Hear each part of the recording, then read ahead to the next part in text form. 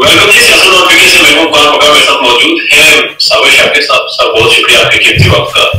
साबिर शाकिर साहब, शुरू हुई चाइना के दौरे से करते हैं। 3 शख्सियात पाकिस्तान से भी कहीं नजर नहीं आए, कहीं नजर आए, कुछ ऑप्टिक्स हमारे सामने आए, मुलाकातें हुई। क्या कंक्लूजन निकला था चाइना के इस दौरे से?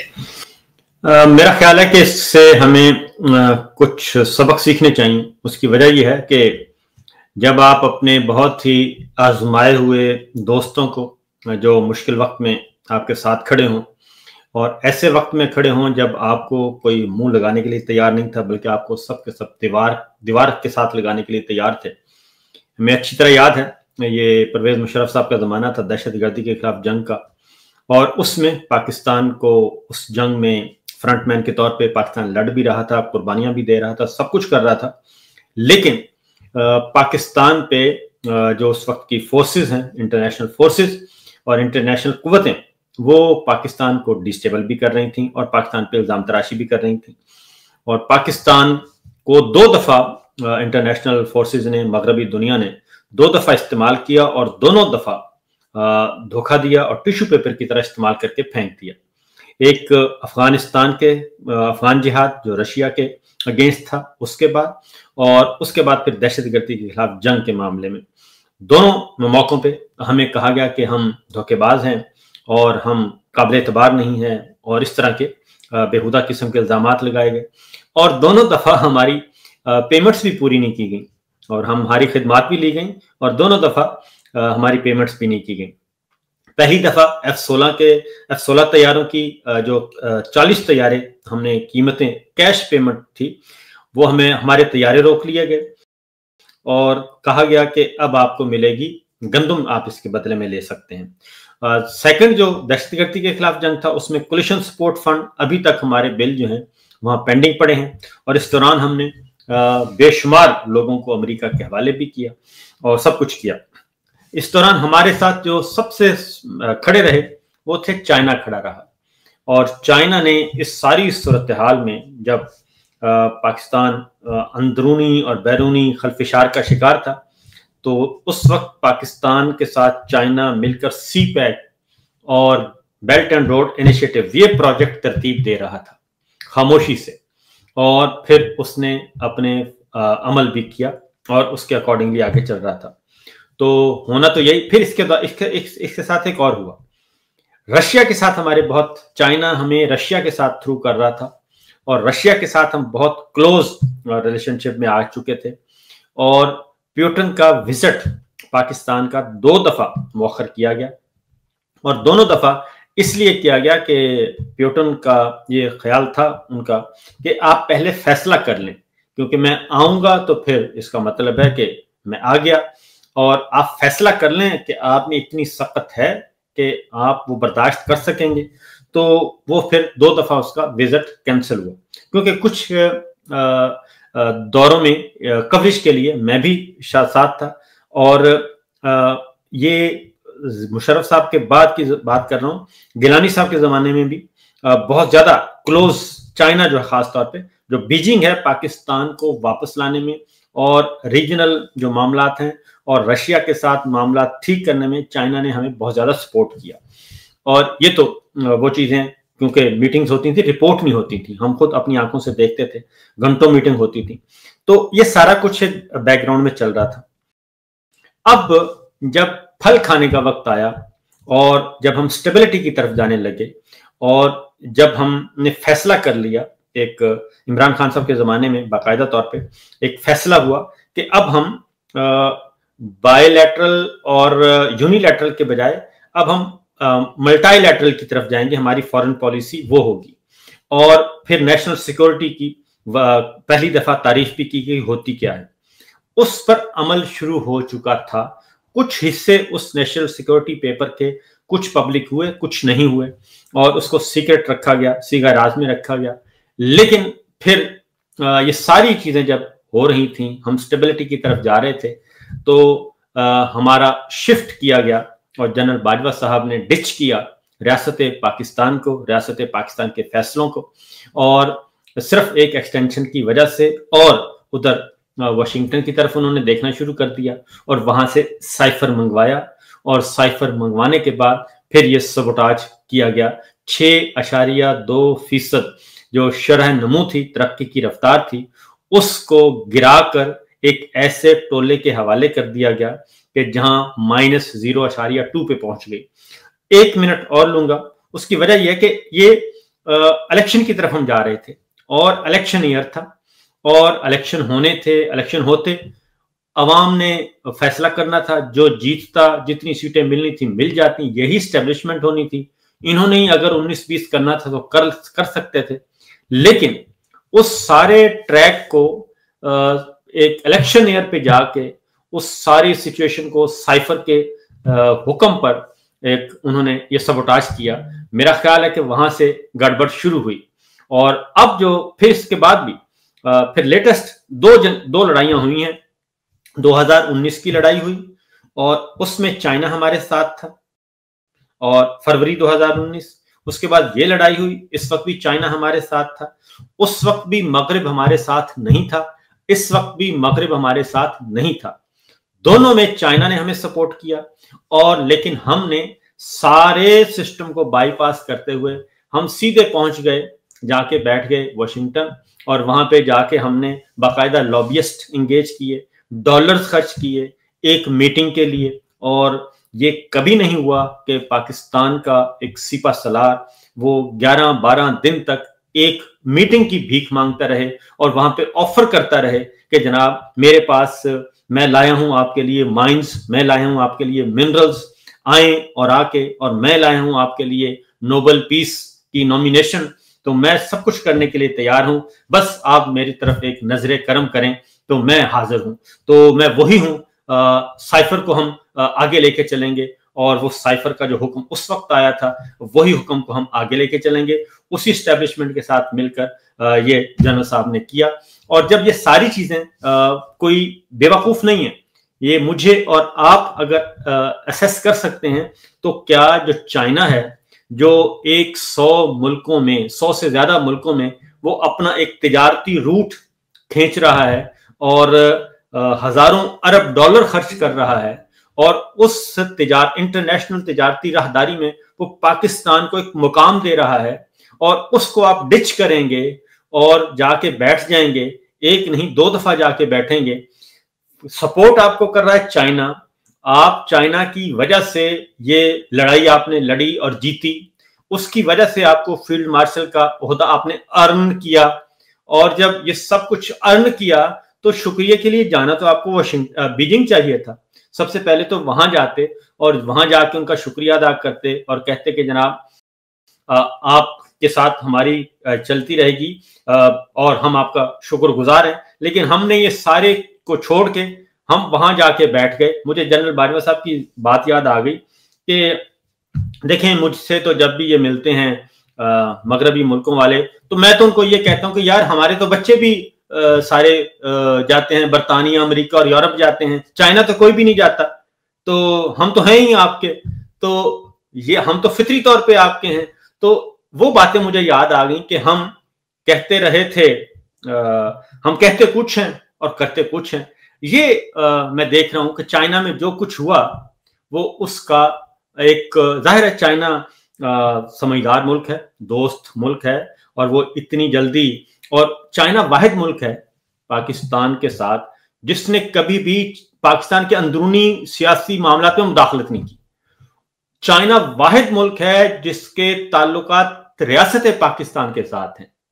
وہ کبھی حکومت پیپلز پارٹی کی ہو، نون لیگ کی ہو، فوجیوں کی ہو، کسی عمران خان کی ہو، وہ اس ساری چیزوں سے قطع نظر سی پیک مشرف صاحب کے زمانے سے یا اس سے پہلے بھی شروع ہوا، مشرف صاحب کے زمانے میں، پھر پیپلز پارٹی، پھر نون لیگ، پھر پی ٹی آئی، اور پھر یہ رجیم چینج، وہ ایک تسلسل کے ساتھ پاکستان کے ساتھ کھڑا ہے، اور وہ ایک ہی بات، کبھی بھی اس نے کھل کر کوئی آپ کے ہاں چھیڑ خانی نہیں کی، ڈی سٹیبل کرنے کی کوشش نہیں کی، لیکن آپ اس کو ڈچ کریں گے تو اب آپ یہ سمجھیں گے کہ وہ سمجھ نہیں رہا، تو ظاہر ہے پھر اس نے اپنے طریقے سے آپ کو بھی کچھ کنوے کرنا ہوتا ہے۔ اور اس سے یہ جو دورہ تھا اس میں وہ چیزیں کنوے ہوئی، اور جو آپٹکس سامنے آئے اس سے جی بالکل، چائنا 100% وہ آپ کو بتا رہا ہے کہ میں وہ نہیں ہوں کہ آپ کو سر عام کالم لکھواؤں اور آرٹیکل لکھواؤں اور کتابیں لکھواؤں، ہمارے وزیر خارجہ کتابیں لکھیں اور ہمارے نیشنل سیکورٹی ایڈوائزر لکھیں اور ہمارے چیف جو انٹیلیجنس چیف کتابیں لکھیں اور کہیں کہ جناب پاکستانی جو ہیں وہ تو اپنی ماں بھی بیچ دیتے ہیں اپنے ڈالرز کے لیے. تو میں وہ کام تو نہیں کروں گا، لیکن مجھے پتہ سب کچھ ہے. اس نے یہ بتایا ہے کہ مجھے معلوم ہے. آپ یہ دیکھیں کہ ایک لنچ، ہم پہلے بھی بات کرتے رہے تھے کہ اس لنچ کی بڑی بھاری قیمت ہے. آپ نے ایک لنچ کی قیمت کے بدلے میں نریندر مودی اور چائنا کو ایک ساتھ بٹھا دیا، ٹھیک ہے، بھارت کو اور بیجنگ کو، دلی اور بیجنگ کو آپ نے ایک ساتھ بٹھا دیا اور کلوز کر دیا. یہ موقع کس نے دیا؟ یہ موقع آپ نے دیا اور آپ کے لنچ نے دیا اور آپ جو کچھ وہاں پہ کر کے آئے تھے. تو ظاہر ہے ہر کوئی بتاتا ہے کہ جناب آپ کے پاس اگر آپ کے نے وہ ونڈو کھول لیا ہے تو ہمارے پاس پھر یہ ونڈو موجود ہے، تو پھر ہم اس ونڈو کو کیوں نہ اویل کر لیں. تو یہ ساری چیزیں ہوتی ہیں. آپ خان صاحب کے دور میں بیورو چیف تھے، اسلام آباد میں تھے، آپ کپڑوں سے باہر رہتے تھے، سورسز اور ریسورسز سب کچھ آپ کے پاس تھا. ایک کلیم کیا جاتا تھا کہ جی پاکستان تحریک انصاف کی حکومت جو ہے یہ ڈپلومیسی کو فیل کر رہی ہے، یہ ڈپلومیٹک ڈیزاسٹر کریٹ کر رہی ہے. یہ بہت تنقید کرتے تھے کہ عمران خان کی پالیسیز کے اوپر سارا کچھ. جاپان کا دورہ دیکھ لیں، اس سے پہلے بلاول صاحب کا جو دورہ تھا جب یہ جنگ کا معاملہ ہوا، اس کے بعد پھر جاپان کا دورہ مریم نواز کا، اور اب یہ والا دورہ، اور اس کے دوران بھی بہت سے دورے ہوئے چھوٹے بڑے.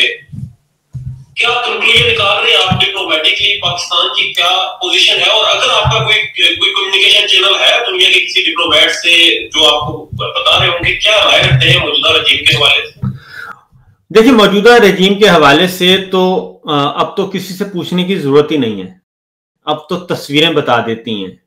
اور وہاں کے جو آپ یہ دیکھیں، جاپان کے دورے کی بات کی ہے، آپ گئے ایک سمندر کے کنارے اور وہاں پہ آپ نے سمندر کے کنارے کھڑے ہو کے نظارہ کیا اور آپ نے کہا کہ آپ نے بندرگاہ کا وزٹ کیا ہے.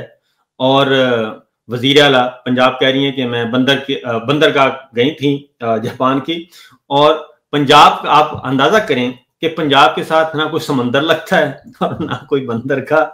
انہوں نے کون سی بندرگاہ پنجاب میں بنانی تھی؟ دریائے راوی کے کنارے بنانی تھی، دریائے ستلج کے کنارے بنانی تھی، کون سی بندرگاہ بنانی تھی؟ تو یہ بے وقوف تو اس طرح یہ کرتے رہتے ہیں.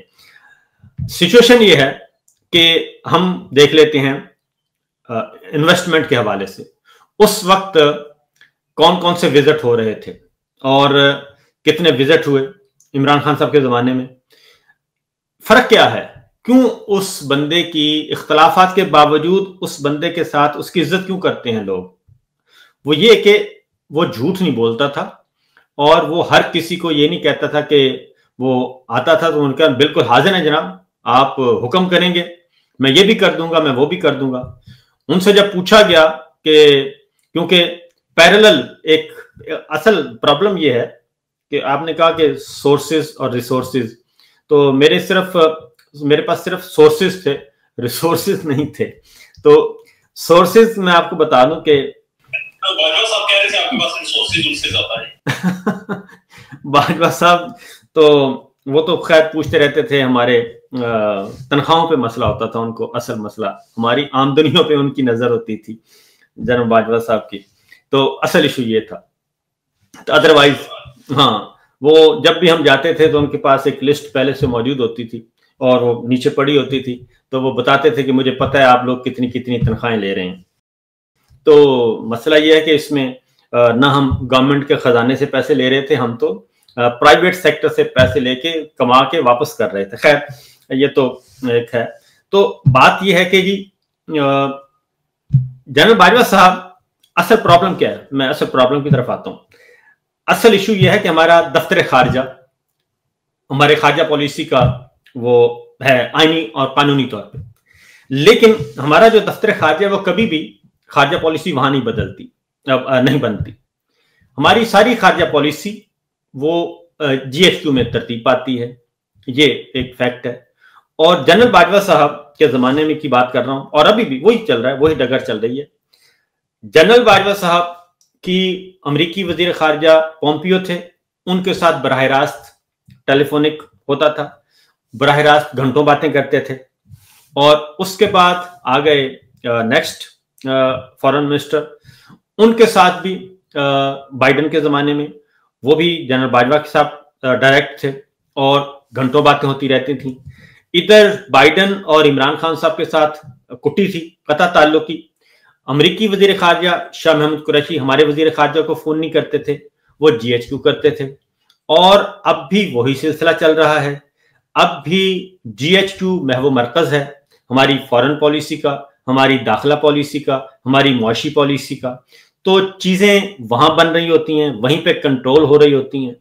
और दफ्तर खारजा एक है सरमोनियल ऑफिस है, और वहां से जो चिट आती है उसी पे अमल होता है। फॉर एग्जांपल साइफर आया तो साइफर आ गया, साइफर की एक कॉपी दफ्तर खारजा आई और सिविल साइड से, एक कॉपी गई मिलिट्री साइड से GHQ, और ऑफिस दफ्तर खारजा सिविल साइड वाली कॉपी भी कहा गया इसको भी डंप कर दें, उसको छुपा दिया गया। फिर हमारे सफीर, क्योंकि उनका ख्याल था कि ये बहुत इंपॉर्टेंट एक्टिविटी है तो कोई रिप्लाई नहीं आ रहा, तो फिर हमारे एम्बेसडर ने हमारे फॉरेन मिनिस्टर कुरैशी साहब से बात की। उन्होंने कहा जी कि हमने कुछ पेपर भेजा था तो आपने देखा? तो उन्होंने कहा कि कौन सा? तो पता चला कि उनको बताया ही नहीं गया था। उन्होंने फिर वो निकलवाया और लेके गए इमरान खान साहब के पास। बात यह है कि इमरान खान भी यही कहता था ना कि भाई जो कुछ करना है तो आपस में बैठ के कर लेते हैं और डिस्कस करें, ये काम ना करें कि साइफर आ गया है तो आप उसके हुक्म पे आप चल पड़े। मसला यही था और क्या था। और इसीलिए उन्होंने कहा कि अगर ये मुझे नहीं देखना चाहते तो ना देखें, और मुझे हटाना इनका मकसद है कि मैं ना रहूं तो इलेक्शन अनाउंस कर देते हैं। उन्होंने इलेक्शन अनाउंस कर दिया। सवाल ये नहीं था कि इलेक्शन अनाउंस करना है, बल्कि ये था कि उस साइफर के हुक्म पर अमल करना है, और अमल करके आपको उनके हुक्म की तामील पे हमने इंप्लीमेंटेशन रिपोर्ट भेजनी है। तो इसलिए ये जब तक आपका GHQ में ये सारा मरकज नहीं रहेगा, मरकज शिफ्ट नहीं होगा इस्लामाबाद अमली तौर पर, जहनी तौर पर, तब तक ये चीजें हो नहीं सकती। इसलिए कल आपने देखा होगा टाइम्स का एक आर्टिकल, उसमें भी उन्होंने लिखा, मैं बहुत अरसे से ये कह रहा था कि क्योंकि वन विंडो ऑपरेशन पसंद करते हैं वो। जहाज आते हैं, वो उतरते हैं नूर खान एयरबेस पे, वहां से जाते हैं GHQ, आर्मी चीफ से गपशप लगाई, मुलाकात करवाई की और बताया कि जनाब ये चीजें चाहिए, और वहां से ली, ओके किया और वापस चले गए। One window operation. तो यही टाइम्स ने कल लिखा कि सूट करते हैं military dictators, military leadership, America को, बरतानिया को, सबको, कि वहां पे वन विंडो ऑपरेशन होता है, किसी से बात नहीं करना पड़ती।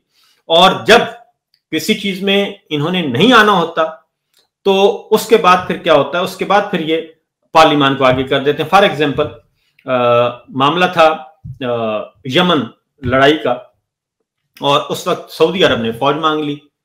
तो सऊदी अरब ने फौज मांगी तो हमने कहा कि इस लड़ाई में हमने नहीं पढ़ना। तो उस वक्त पार्लियामान को कहा गया कि जरा आप हमें बेल आउट करें यहां से। फिर PTI अपोजिशन जमात थी, उसने कहा कि ठीक है, कि असूली तौर पे ठीक है, हम उस लड़ाई में नहीं पढ़ना चाहते। एक तरफ ईरान है, एक तरफ सऊदी अरब है, और फिर ये शिया सुन्नी मामला और हौसी बागी और ये सारा, तो हमने उधर से फिर उसको निकालने के लिए, यानी कि हमने उस लड़ाई में हिस्सा नहीं लेना था, पिंडी में फैसला हो गया, तो पार्लियामान को आगे कर दिया कि आप आए। और ये चीज, और उस वक्त मुझे सऊदी जो डिप्लोमेट्स थे उनके साथ, उन्होंने मुझसे पूछा, आपको एक जुमला, तो उन्होंने कहा ब्रदर, जो टूटी फूटी इंग्लिश, उन्होंने कहा कि ब्रदर आप ये बताएं कि who is the main opponent of this policy. तो मैंने कहा कि ये आपको पता है सियासत होती है और अपोजिशन ज्यादा तंग कर रही है। तो कहता है नो ब्रदर कुल्लू हरामी। ठीक है जी, ये उसने कहा कि नो ब्रदर कुल्लू हरामी। मुझे याद है वो F7 हम कोसार मार्केट में बैठे थे और वहां पे बैठ के गपशप हो रही थी, تو وہ اب یہ بیوقوف تو نہیں ہے نا کوئی، وہ سارے سمجھتے ہیں. تو اس لیے بجائے اس کے کہ آپ اس طرح کی حرکتیں کریں، اور یہ اس وقت ہوتی ہیں جب آپ راولپنڈی اور اسلام آباد اور، اس لیے جب تک راولپنڈی اور اسلام آباد جو ہیں، ان دونوں، خاص طور پہ میں کہوں گا راولپنڈی والے، جب تک راولپنڈی والے ذہنی طور پہ نہیں ہوں گے ٹھیک، اور ذہنی طور پہ پاکستان کے آئین کو تسلیم نہیں کر لیتے اور پاکستان کی پارلیمان کو تسلیم نہیں کر لیتے، اس وقت تک پاکستان کا نظام ٹھیک نہیں ہو سکتا.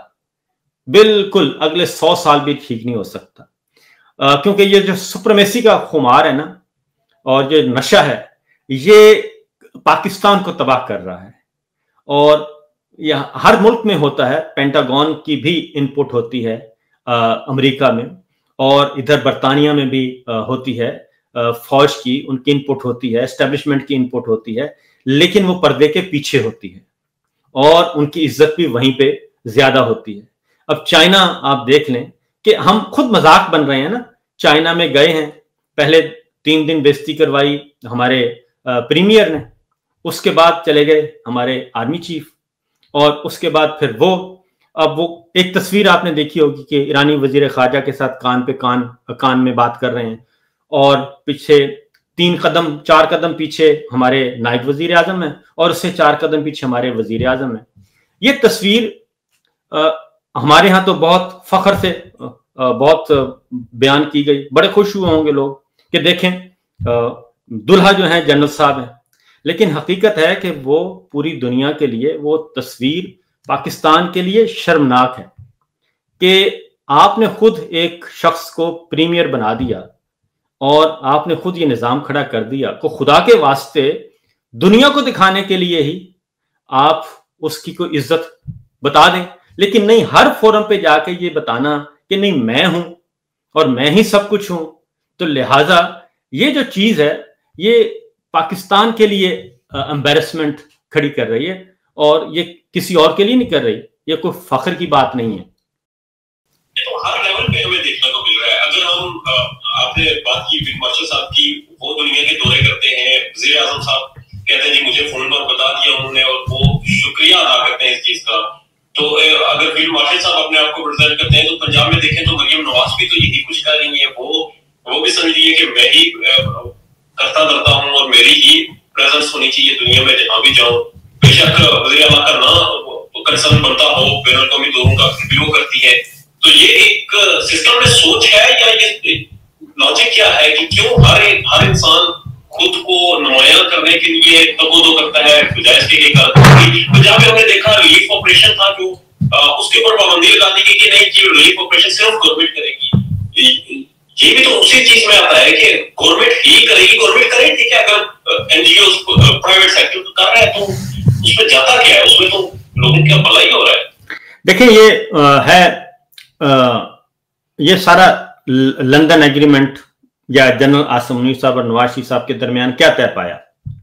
لندن والا معاملہ وہ یہی تھا کہ نواز شریف صاحب وزیر اعظم ہوں گے اور مسلم لیگ نواز حکومت اس کو ملے گی، اور جنرل صاحب جو ہیں وہ آرمی چیف رہیں گے.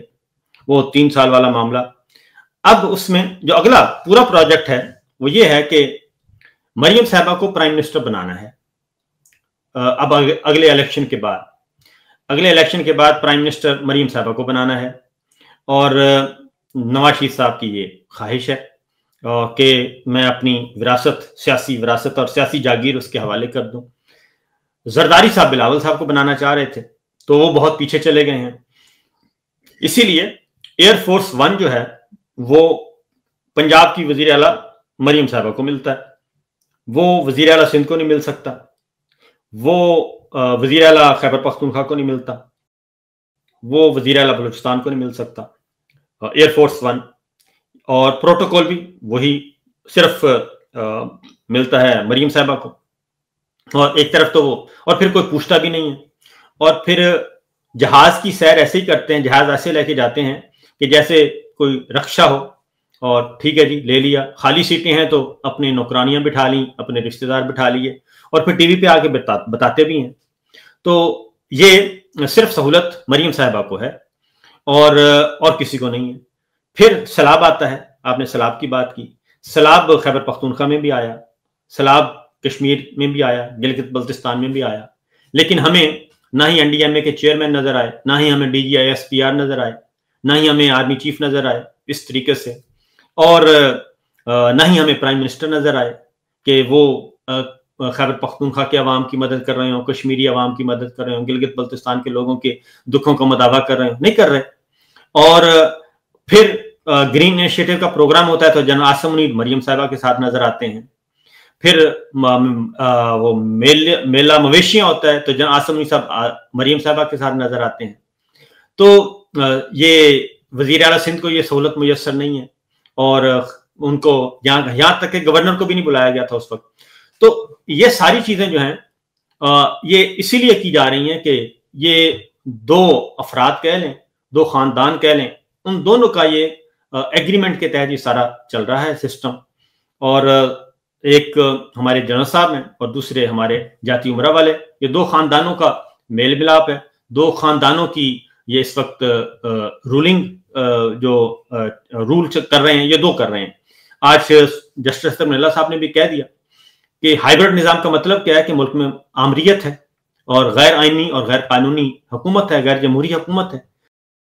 تو جب حکمران خود یہ کہہ رہے ہیں کہ ہائیبرڈ نظام ہے اور ایکسٹینشن کا نام تسلسل دے دیا, کیونکہ ایکسٹینشن گالی بن چکی تھی اس لیے ایکسٹینشن کو کہا گیا یہ تسلسل ہے, اور ادھر جو آمرانہ نظام ہے اس کو ہائیبرڈ نظام کہہ دیا. تو یہ جو چیزیں چل رہی ہیں یہ دنیا ساری دیکھ رہی ہے, اور پھر اسی لیے نفرت بھی اسی طریقے سے زیادہ ہے. یا تو ہوتے نا یہ جیتے ہوئے ہوتے, اگر تو یہ جیت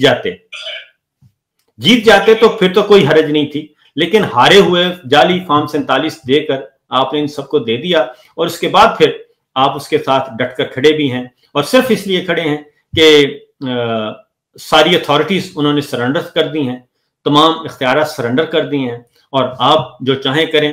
آپ کے وزیر خارجہ محسن نقوی صاحب ہیں اور باقی آپ ہیں. نفرت کی آپ نے بات کی تو ڈیفینیٹلی لوگ جو ہے سوشل میڈیا کا دور ہے, چیزوں کو ویریفائی کرتے ہیں. کل وہ جو پبلک ٹوائلٹس کا معاملہ ہے, آپ نے تصویر جاری کر دی, پھر کچھ ویژولز ہم نے دیکھے جس میں وزیر اعلیٰ صاحبہ کو کچھ خواتین کچھ بچے بہت زیادہ حد سے زیادہ پیار کر رہے, اور پتہ چل رہا ہے کہ وہ انتظار کر رہے تھے کہ وزیر اعلیٰ آئے اور ہم ان کا اس طرح استقبال کریں. بڑے اچھے آپٹکس نظر آئے, مگر اس کے اوپر کرٹیسزم بہت زیادہ ہوا کہ آپ نے یہ فلمیں بنائی ہے, اور جب کرٹیسزم ہوتا ہے تو ڈیفینیٹلی وہ جو آپ کے مقاصد ہوتے ہیں وہ بھی اچیو نہیں ہوتے. تو اس میں کہیں نہ کہیں لوگ نظر آتا ہے کہ وہ جو ٹیم ہے جو نیریٹو بنانے کی کوشش کرتی ہے, وہ جو چیزیں پریزنٹ کرتی ہے وہ میک اپ کی اچھا نہیں کرتی, تو وہ اچھی لگنے کے بجائے چیزیں بہتری لگتی ہیں. مگر خواجہ آصف صاحب یہ ہائیبرڈ نظام انہوں نے انٹروڈیوس کرایا تھا, اور حنیف عباسی صاحب نے کہتے ہیں کہ ہوش کرو, کہیں ایسا نہ ہو کہ آپ بھی وائرل ہو جو یہ ایک پارٹی کے دو لوگ دو مختلف بیانیے, پھر یہ بیٹھ کے بھی یہ کیا ہے سر؟ اچھا, ایک پہلی بات ہو جو آپ نے کہا کہ بڑی اچھی وہ تصویریں بناتے ہیں. تو دیکھیں بات یہ ہے کہ بیانیے کی بات کی, بیانیہ بھی زمینی حقائق کے مطابق ہی بنتا ہے نا, اور جو جنرل ول ہے اس کے اکارڈنگلی بنتا ہے. اسی طریقے سے فار ایگزامپل اب آپ کوئی جانور ہے, بھینس ہے, بکری ہے, آپ اس کا کتنا میک اپ کر کے اس کو آپ انسان کے قریب یا کسی لے آئیں گے. تو خاتون کا ہونا پہلے تو ہونا ضروری ہے کہ یہ خاتون ہے, پھر خاتون کا میک اپ کیا جاتا ہے, اور دلہن یا مرد ہے تو انسان کا چہرہ ہوگا تو اس پہ آپ میک اپ شیک اپ کر کے خوبصورت بنا سکتے ہیں, تبھی انسان لگے گا. لیکن آپ کسی جانور کو اٹھا کے یہ نہیں کہہ سکتے, بھینس کو میک اپ کر کے کہیں گے کہ یہ انسان ہے, یہ نہیں ہو سکتا. تو اس لیے بیانیہ ان کا کیا ہے, بیانیہ تو عوام کی ول ہے نا, عوام کی ول کے اگینسٹ آپ کتنا جائیں گے, اسی لیے ان کا بیانیہ بن نہیں رہا.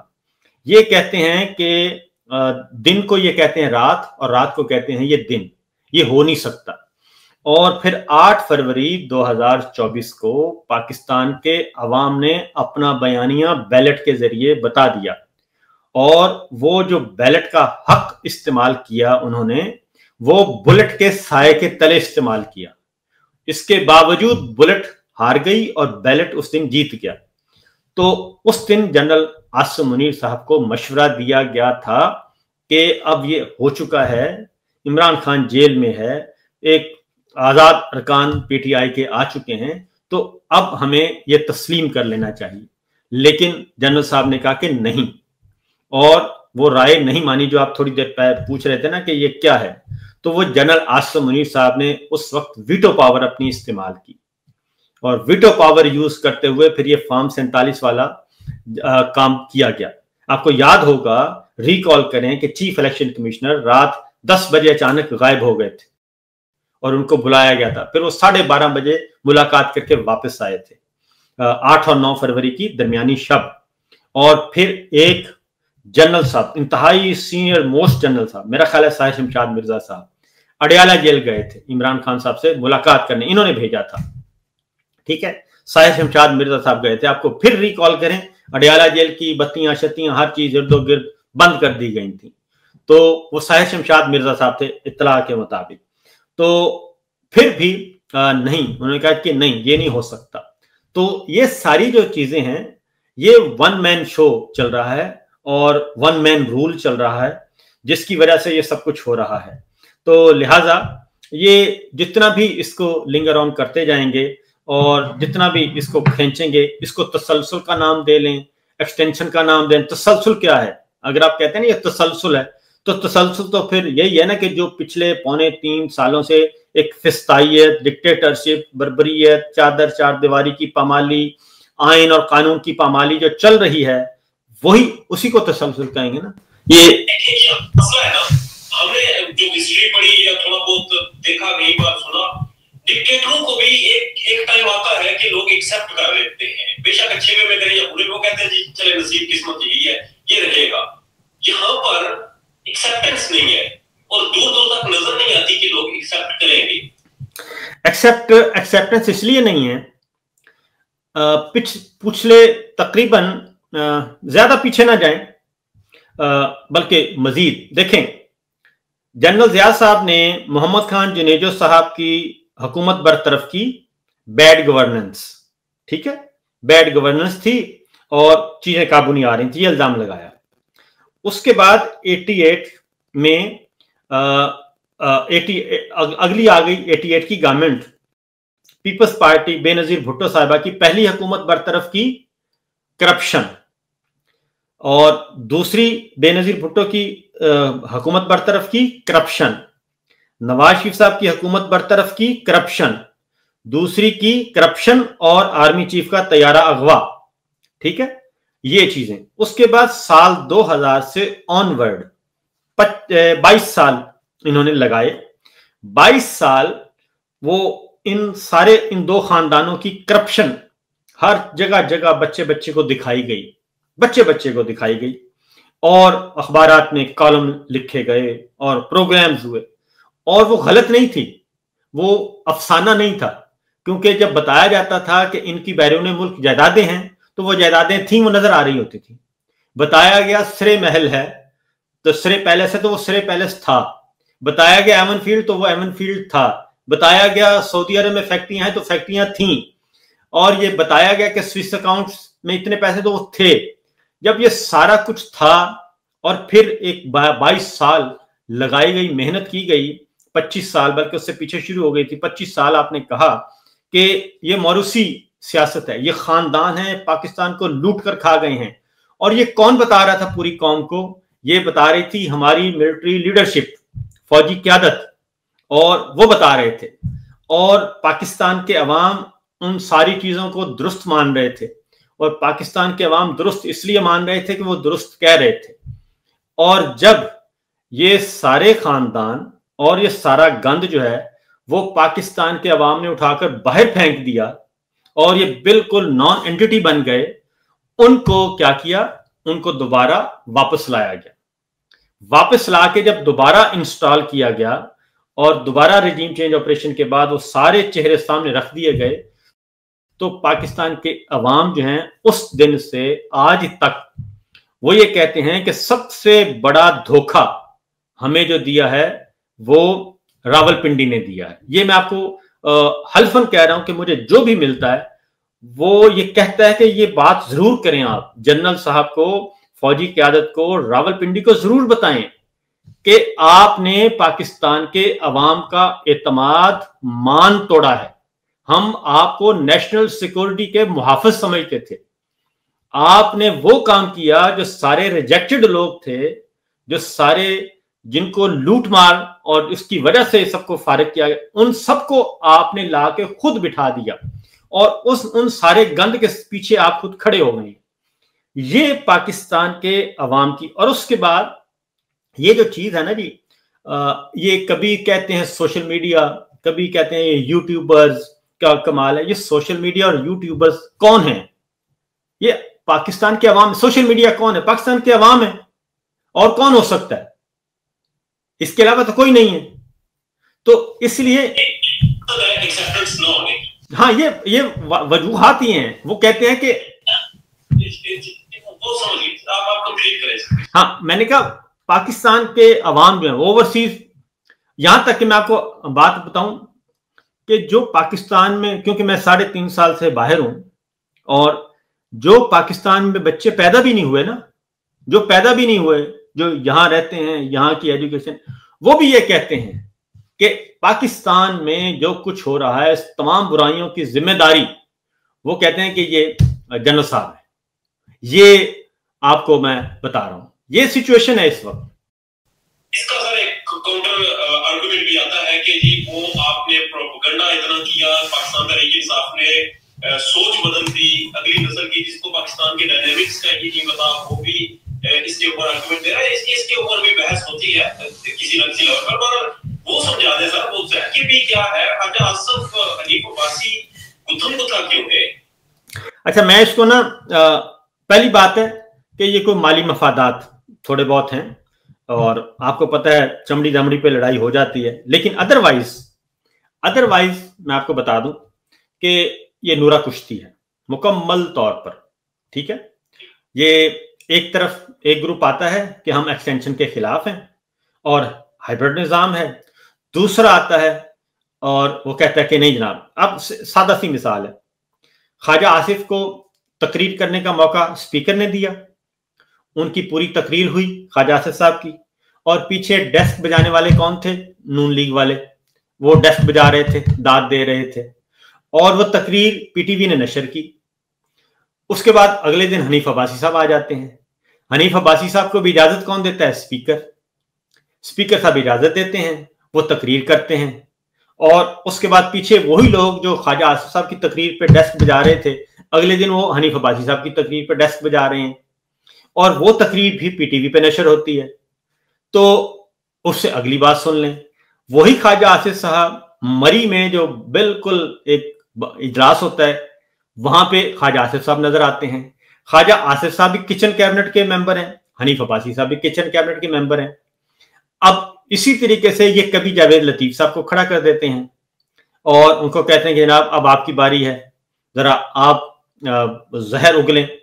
اور وہ سنا رہے ہوتے ہیں جنرل عاصم منیر صاحب کو. میں آپ کو فرینکلی بتاؤں کہ دیکھیں ہم بڑے منہ پھٹ لوگ ہیں، اور اگر آپ نے ہمارے ساتھ کوئی ہینکی پھینکی کی تو پھر ہم اس طرف چل پڑیں گے، کیونکہ ہماری زبانیں تو بہت دراز ہیں. تو پھر یہ دیکھ لیں، آپ نے فیصلہ کرنا ہے، آپ نے ہمارے ساتھ رہنا ہے یا عمران خان کے ساتھ رہنا ہے. تو یہ نورا کشتی ہے، اس کے علاوہ اور کچھ نہیں ہے. اور 19-20 کبھی کبھی ہو جاتا ہے. آج پھر وہی حنیف عباسی صاحب کہہ رہے ہیں خواجہ آصف صاحب میرے بزرگ ہیں، اور یہ تو کوئی ذاتی مسئلہ تو ہمارا کوئی ہے ہی نہیں، میں تو کوئی اصولی سی بات کر رہا تھا. تو یہ اسی طرح ہے کہ کبھی یہ کسی اسپنر کو کہہ دیتے ہیں کہ آپ ذرا تھوڑا سا ایک اسپیل کروا دیں، اور دوسرے کو آ کے پھر کسی فاسٹ بالر آپ کہہ دیں. تو یہ چل رہا ہے، ادروائز کچھ نہیں ہے. جی اچھا، اللہ کے ساتھ بتا دیں، بہت لمبی گپ شپ ہوگی ہماری. یہ گنڈاپور صاحب کے سائیکوں نے محمود اجزئی صاحب کو خان صاحب نے نومینیٹ کیا تھا کہ اپوزیشن لیڈر بنیں گے، پاکستان تحریک انصاف کہہ رہی ہے جی نہیں بنیں گے. میرا خیال اس میں نا وہ بہت زیادہ ایشو نہیں ہے. اس میں جب خان صاحب کو بتایا گیا کہ جو عمر ایوب ہیں اور ان کو ڈسکوالیفائی کر دیا گیا، سزائیں سنا دی گئی ہیں، تو اس وقت ظاہر ہے الٹرنیٹ چاہیے تھا، تو عمران خان صاحب نے اس کا الٹرنیٹ دے دیا محمود خان اچکزئی صاحب کو. اور میرا خیال ہے ان کا یہ فیصلہ کافی دانشمندانہ فیصلہ ہے، کیونکہ محمود خان اچکزئی صاحب بہتر طریقے سے جو ہے وہ لیڈ کر سکتے ہیں، اور اگر مستقبل میں باقی اپوزیشن جماعتوں کی بھی ضرورت ہے تو وہ بھی اس کے ساتھ بیٹھ سکتے ہیں، ایک بات۔ دوسری بات یہ کہ جب یہ پھر ہوا سٹے آرڈر آ گیا، جب سٹے آرڈر آیا تو پھر فوری طور پہ، اور ایک اور بات بھی آپ کو بتا دوں کہ عمران خان جو ہے نا وہ ان ساروں سے زیادہ باخبر بھی ہیں، اور وہ ویژولائز بھی اچھے طریقے سے کر لیتے ہیں چیزوں کو۔ عمر ایوب صاحب کو ڈسکوالیفائی کرنے کا مطلب، اور شبلی فراز کو ڈسکوالیفائی کرنے کا مطلب یہ تھا کہ چونکہ عمر ایوب بہت زیادہ ہارڈ سٹانس لے رہے تھے اور وہ بتا رہے تھے، تو ان کی جگہ پہ ظاہر ہے متبادل جو ہے لیڈر آف اپوزیشن، انہوں نے کہا کہ باقی جو لاٹ ہے اس میں سے کوئی ایک آدھ سافٹ سپوکن آ جائے گا، تو عمران خان صاحب نے محمود خان اچکزئی صاحب کو آگے کر دیا۔ اب جب محمود خان اچکزئی صاحب کو آگے کیا تو اس کے بعد ابھی تک وہ آپ نے دیکھا ہوگا اسپیکر آفس بالکل ٹھنڈا ہو کے بیٹھا ہے، اس سے بھی کوئی جلدی نہیں ہے لیڈر آف اپوزیشن کی، حالانکہ وہ کہہ سکتا تھا کہ جی پروسیڈ کریں۔ تو میرا خیال ہے کہ عمران خان صاحب پہ چونکہ اس وقت کے بعد سٹے آرڈر آ گیا، جب سٹے آیا تو اب معاملہ ذرا ڈیفرنٹ ہو گیا ہے، تو عمران خان صاحب سے اب کوئی ملاقات کرے، ان کو بتائے، ساری سچویشن رکھے، تو وہ فردر کوئی جاری کریں گے اپنی ہدایات۔ تو اس وقت تک میرا خیال ہے کمیونیکیشن گیپ کی وجہ سے یہ چیزیں ہو رہی ہیں، اور انڈرسٹوڈ ہے کہ پی ٹی آئی کے اندر بھی موجود ہے لوگ، وہ چاہیں گے کہ جناب یہ لیڈر آف اپوزیشن کا جو سٹیٹس ہے وہ انہی کے پاس رہے، کسی کو ان کو مل جائے۔ لاسٹی جناب صاحب کبھی یہ اسٹیج پر کھڑے ہو کر اعلان کرتے ہیں کہ خان صاحب کو اگلے ہفتے میں جیل توڑ کر نکال کے لے آؤں گا، کبھی وہ اتنی بڑی چڑی لگا دیتے ہیں اور پھر ساتھ ہی وہ جیسے دکھائے بھی دوسرے دن ہو جاتے ہیں اپنے لوگوں کو چھوڑ کر۔ پھر وہ کچھ دن پہلے جو ان کی جرمن سفیر کے حوالے سے جو اسٹیٹمنٹ سامنے آئی، جو میڈیا کے ساتھ بات چیت کر رہے ہیں اور سامنے، اور پھر کہتے ہیں جی آپ کوئی غلام ہے اس سے کوآپریٹ کرے میرا، اس کے بعد کبھی وہ اسٹیبلشمنٹ کے لیے نام کو شرک لیتے ہیں، کبھی وہ خان صاحب کے بہت زیادہ وفادار ہو جاتے ہیں۔ یہ کیا کس فریم آف مائنڈ پہ ہوتے ہیں، یہ کیا ہے ان کا نامور صاحب؟ جب آپ کئی کشتیوں کے سوار ہو جائیں نا جی تو پھر یہ پرابلم ہوتا ہے، اور سمپل اگر آپ اسٹریٹ اوے چلتے رہیں اور اسٹریٹ اوے اپنی انڈیپینڈنٹ اوپینین کے ساتھ اور اپنی پارٹی کے ساتھ چلتے رہیں تو میرا خیال ہے وہ زیادہ بہتر ہوتا ہے۔ اور یہی چیز جب آپ نے پروگرام، ابھی ہم بیٹھے ہیں پروگرام کیا ہے، تو میرا خیال ہے کہ ہم اپنی بات آزادانہ طریقے سے کر رہے ہیں۔ تو گنڈا پور صاحب جو ہیں وہ کبھی مشرق کی طرف دیکھتے ہیں، کبھی مغرب کی طرف، کبھی شمال کی طرف، کبھی جنوب کی طرف، اور اگر ان سے نقوی صاحب ملاقات کر لیتے ہیں تو وہ نقوی صاحب کے ہو جاتے ہیں، اور اگر ان سے کوئی اور ملاقات کر لیتا ہے تو ان کے ہو جاتے ہیں۔ تو وہ بٹوین دا وکٹ کھیلنا چاہ رہے ہیں، لیکن وہ زیادہ دیر کھیلا نہیں جاتا۔